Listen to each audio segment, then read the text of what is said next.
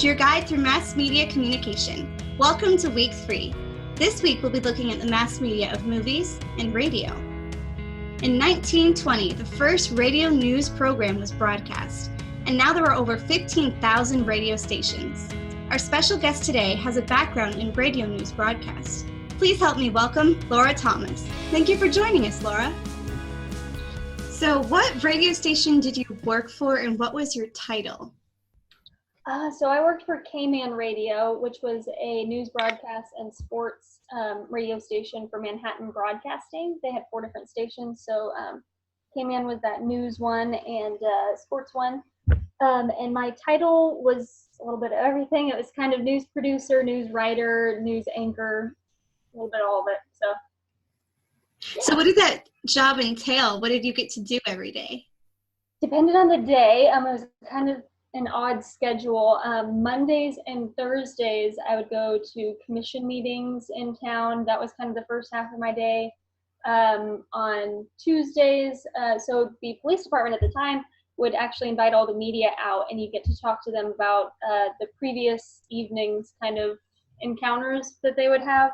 And they'd let you know if there was anything crazy that happened, any accidents they responded to, stuff like that, which was pretty nice. Now I believe they have a website, and they just will let you know via that.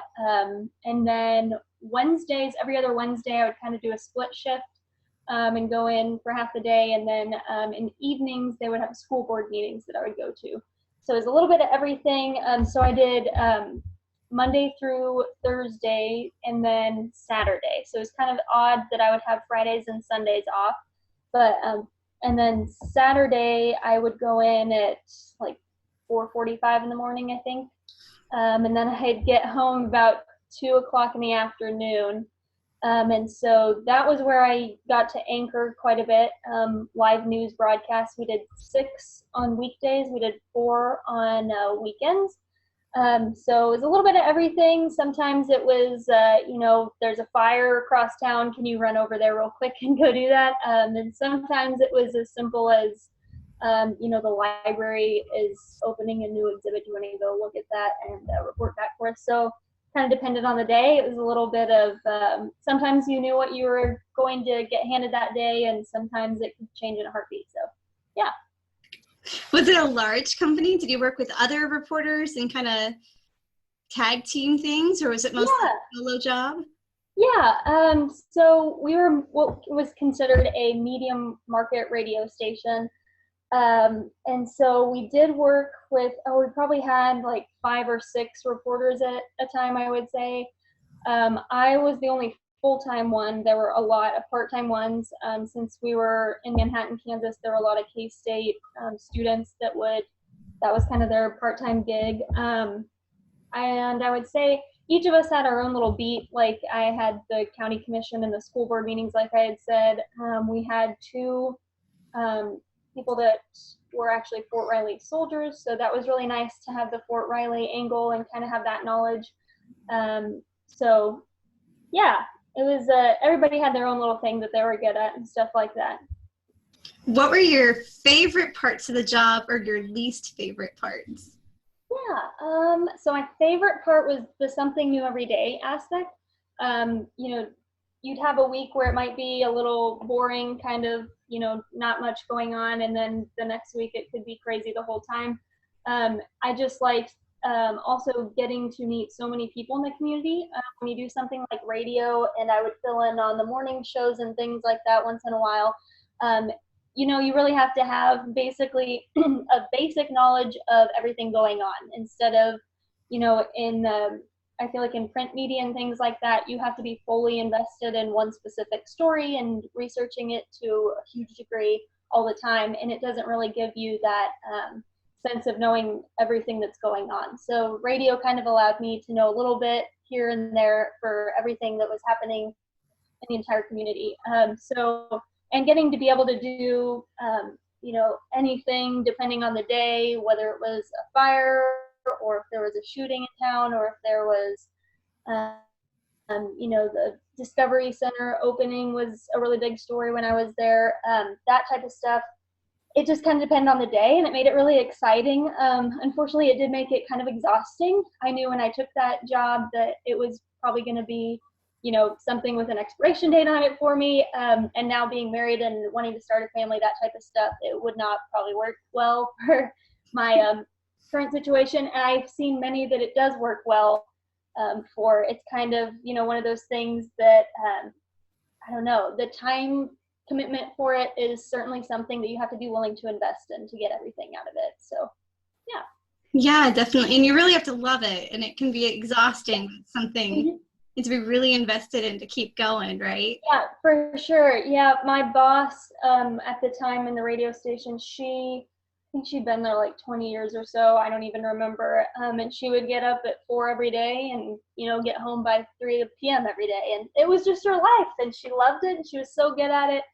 She just recently retired a couple years ago, but she made it work. And I know a lot of people that they can just make it work, but yeah, it's a lot of time and energy. Sometimes, when you start out, you don't get those perfect shifts that you want. You have to work the crazy hours to get to where you want and get the right hours and things like that. So yeah, I've been there, and that's why I switched too. The hours were a little bit crazy for me.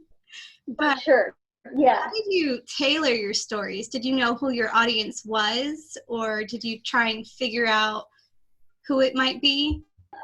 Yeah, so with each radio station, I had mentioned that there were 4 in our company.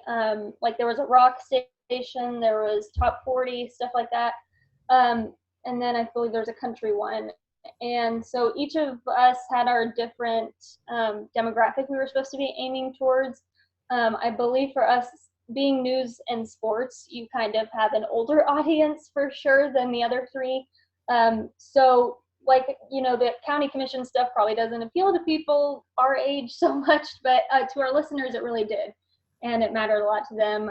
We still did like, the birthdays and anniversary announcements, stuff like that, but probably younger stations just wouldn't do. So you really had to tailor to your audience. They liked a lot of political stuff, so we talked a lot to our representatives. That type of stuff probably wouldn't be a big hit on, country and top 40 and stuff like that. So yeah, you definitely had to know your audience for sure. So since your audience was a little bit older, did you ever have to deal with like the mass media or doing like a social media campaign or like try and advertise that way? I didn't do much advertising. I know that we did Facebook and Twitter and stuff like that, obviously. And even with the demographic of being older, we did have a lot of people that would, show up, especially if you do pictures.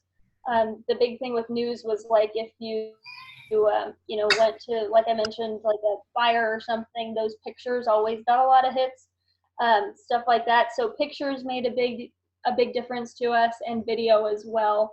But I did notice, those other stations would often get a lot more than we did just because they had that younger demographic that was used to social media and stuff like that. So we tend to have more website hits, I would say, because a lot of people, like when there's a game, we broadcast like a lot of college sports as well as the Royals and Chiefs and stuff like that. And so when people want to listen live, they'll go online. So we did kind of jump ahead of those, I would say, in that respect. But yeah.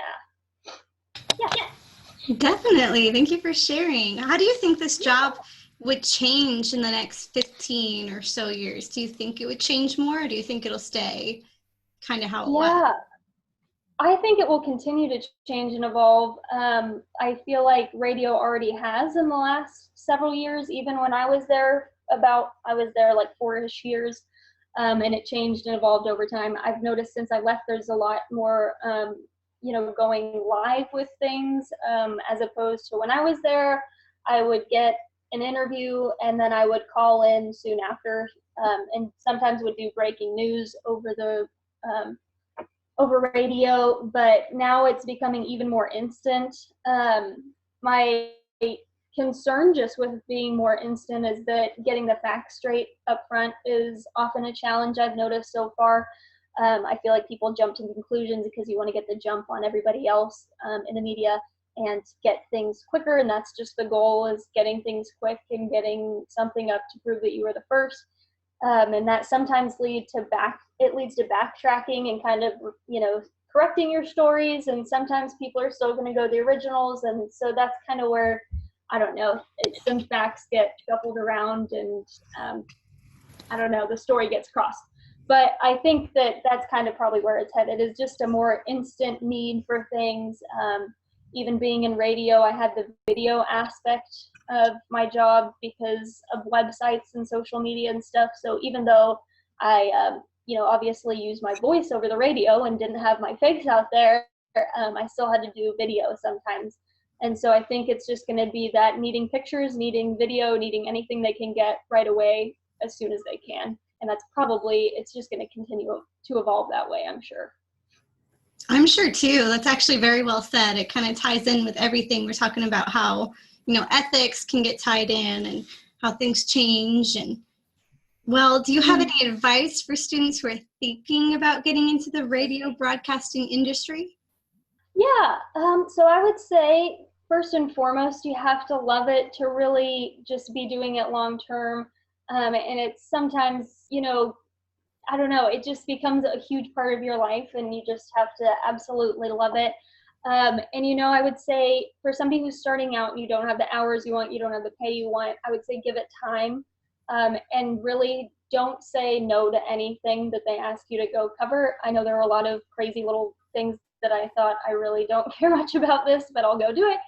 And I learned a lot through that. I remember my boss one day calling me at 5 a.m. and asking me if I could make it across town because there was a shooting at a hotel. And I just, ran out the door and went. And because of that, I got my first live breaking news and I had all these opportunities to follow up with it. And, sometimes when you say no to stuff, you lose out on a lot of opportunity to better yourself as a journalist. And so I would say, try to say yes to whatever you can when you first start, and you'll eventually get the hours and the pay that you want. And just remember to always, double check your facts on things.